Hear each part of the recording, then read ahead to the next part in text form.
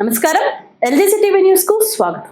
విజయవాడలో PDF కరపత్రాలకు WhatsApp block mailing అక్షరాలకు కొనుక్కున్న అక్రిడేషన్ల black mailing reporters గా చలామణి అవుతున్న పద్ధతికి బ్రేక్ వేయాలని పలువురు జర్నలిస్టులు సంఘాలు ప్రభుత్వాన్ని కోరుతున్నారు.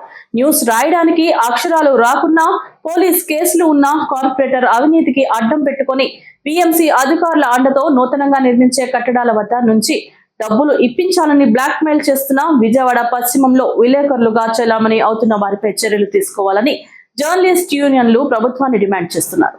అర్హతలు లేకుండా డబ్బులు ఇస్తే అక్రిడేషన్ సిఫారసు లెటర్ ఇచ్చే పరిస్థితికి కొన్ని బ్రతుకుతెరువు పత్రికలు దిగజారాయి. నచ్చుకుంటే మా పత్రికలో పనిచేయడం లేదని టీపీఆర్ఓలకు లెటర్లు పంపడం అలవాటు చేసుకున్నారు. ఇంకా కొందరు బ్యూరోలు స్టాఫర్లు లెటర్ ఇస్తే అక్రిడేషన్ ను రెన్యువల్ చేయరు. బ్యూరోలు స్టాఫర్లు లెటర్ ఇస్తే అక్రిడేషన్ రెన్యువల్ చేయరాదని, కార్డు రద్దు చేయాలని ప్రభుత్వ జీవోలో లేదు. ఇలాంటి బ్లాక్ మెయిలింగ్ పద్ధతులపై ప్రశ్నించే ధైర్యం కరువైంది. ఢిల్లీలో పార్లమెంట్ ప్రెస్ గ్యాలరీ పాస్ పొందడానికి, అక్రిడేషన్ పొందడానికి ముందు పోలీస్ విచారణ చేస్తారు. నేర చరిత్ర ఉన్నా, పోలీస్ కేసు ఉన్నా అక్రిడేషన్ రాదు. పార్లమెంట్ ప్రెస్ గ్యాలరీ పాస్ రాదు. ఏపీలో డబ్బులు ఇస్తే అక్రిడేషన్ లభిస్తుంది. కేవలం అక్రిడేషన్లు అమ్ముకోవడం కోసమే కొన్ని పత్రికలు స్థాపిస్తున్నా, కొందరైతే నెలవారీ బ్లాక్ మెయిల్ సంపాదనలో వాటాల కోసమే పుట్టిన పీడీఎఫ్ పత్రికలు మరికొన్ని.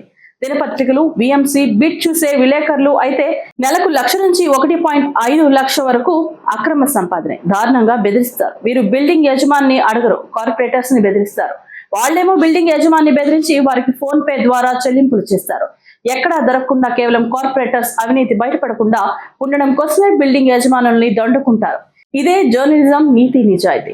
పశ్చిమంలో బ్లాక్ మెయిల్ విలేకరులపై ఇప్పటికే కొందరు బిల్డింగ్ యజమానులు ఇచ్చిన కంప్లైంట్స్, ఇంటెలిజెన్సీ వారు ఇచ్చిన నిఘా ఆధారంగా ఇప్పటికే పోలీసు వారి దగ్గర సమాచారం.